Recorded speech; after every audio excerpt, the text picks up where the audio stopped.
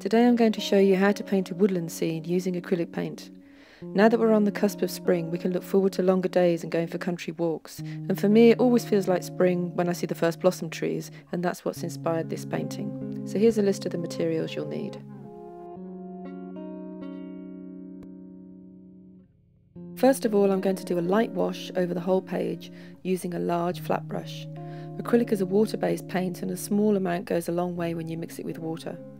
I'm adding water to this blue paint and I'm mixing it with white to make a light blue. I want the consistency to be quite watery so it'll spread easily across the page. As it's a wash I'm doing, I can add a little bit more water each time as I go.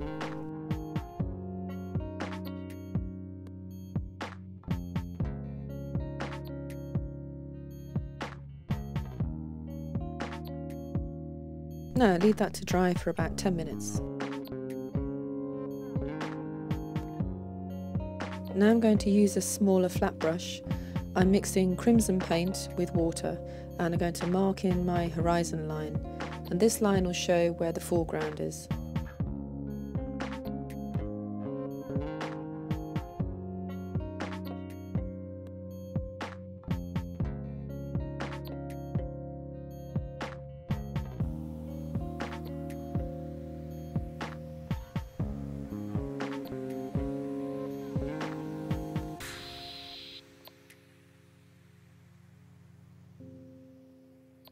I'm going to block this area in now using the big brush.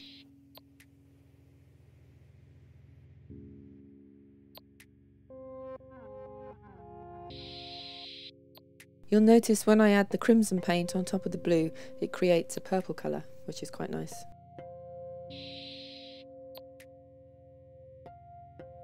I'm painting in the skyline next.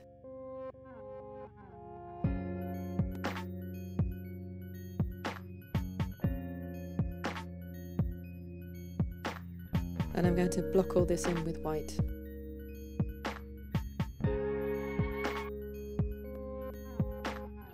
I'm mixing red and white paint together now to make a light pink, and I'm going to paint in some trees that are in the distance.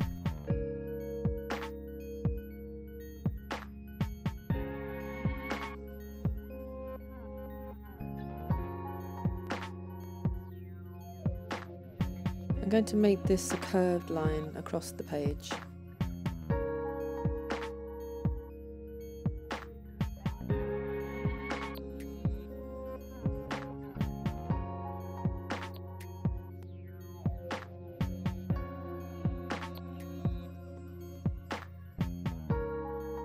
So I'm just dotting and dabbing with the brush in different directions to build up a texture with lots of random marks.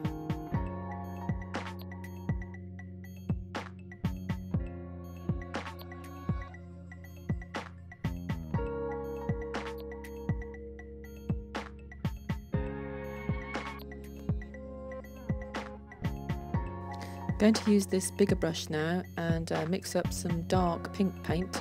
So I'm adding a little bit more red, and I'm going to use the same technique again to block in the big trees at the top of the page.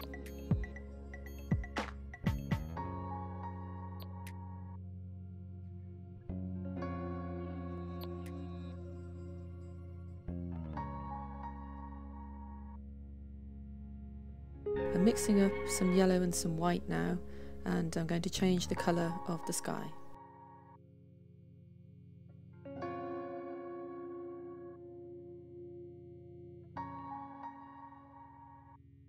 And this can drift into the tree line as well. I want to build up some layers of paint in the trees now using different shades of pink and red. So I've added some yellow to the pink paint, which makes it a little bit more orange. I also want a strong contrast between the trees in the distance and the trees close by, so these distant ones are going to be a lot lighter.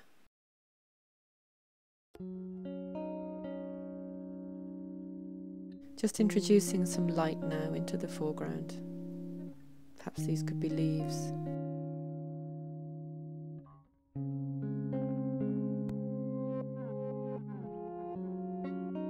And a bit of light through the trees too. Now the sky is dry, I'm going to paint in the trunks.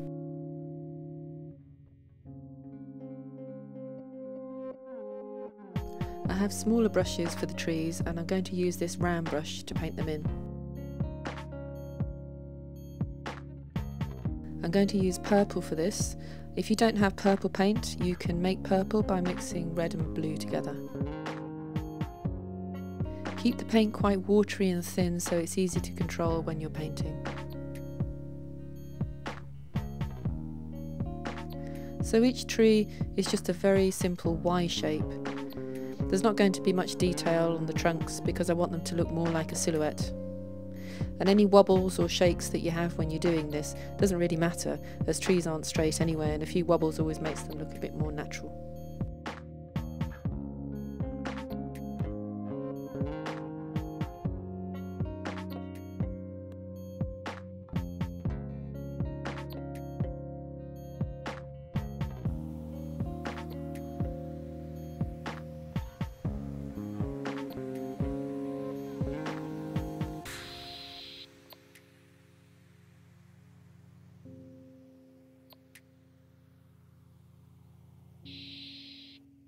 Now, another layer of light in the sky with a bit of white paint.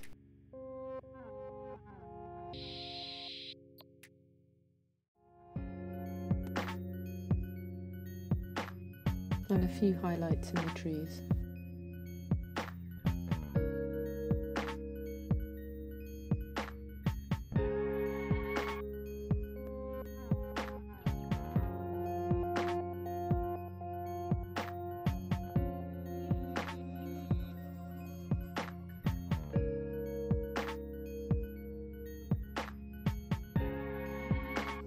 The trees will need a second coat of paint, so I'm just going to go over them again with purple.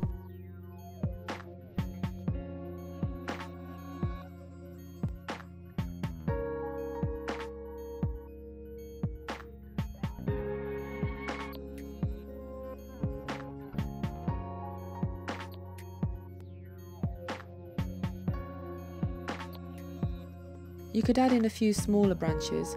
Again, these are just Y shapes and I'm flicking lightly with the brush.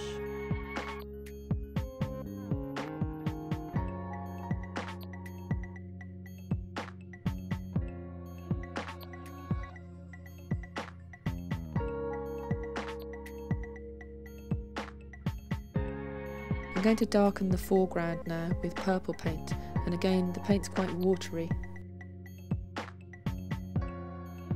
I'm using the top of the brush here to get a nice thin line at the top, and then I'm going to use the flat part of the brush to block in the rest of the foreground, still dabbing and dotting. Now to add in some contrasts in the trees with a darker pink. So I've added more blue than red here to my paint, so my purple is a little bit darker. And you can keep building up layers as well and add a little bit more pink to the trees at the back too. Now that I'm happy with my sky, I'm going to put in the trunks of the trees in the distance with a small round brush and some purple paint.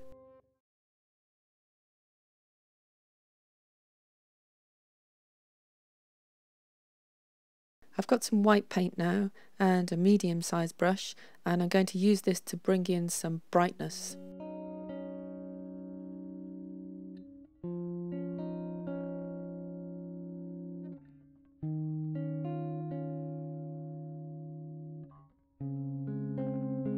Now that the white paint has dried, I'm going to add some bright red mixed with some pink paint to give everything a lift.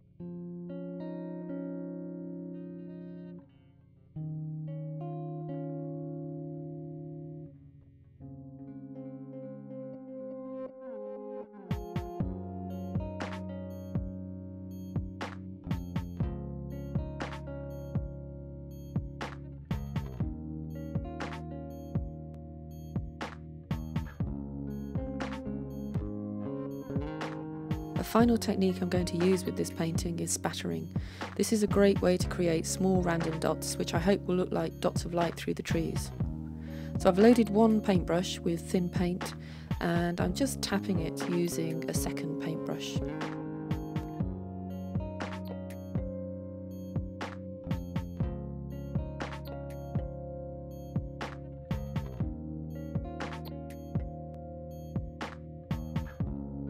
If you make a splash or a mark that you don't like, it's very easy to remove it.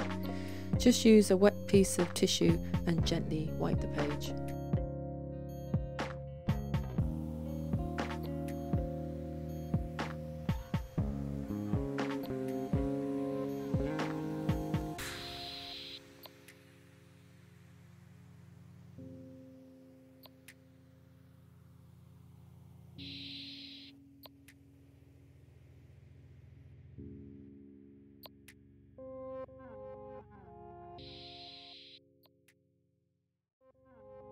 That's it, my spring woodland painting.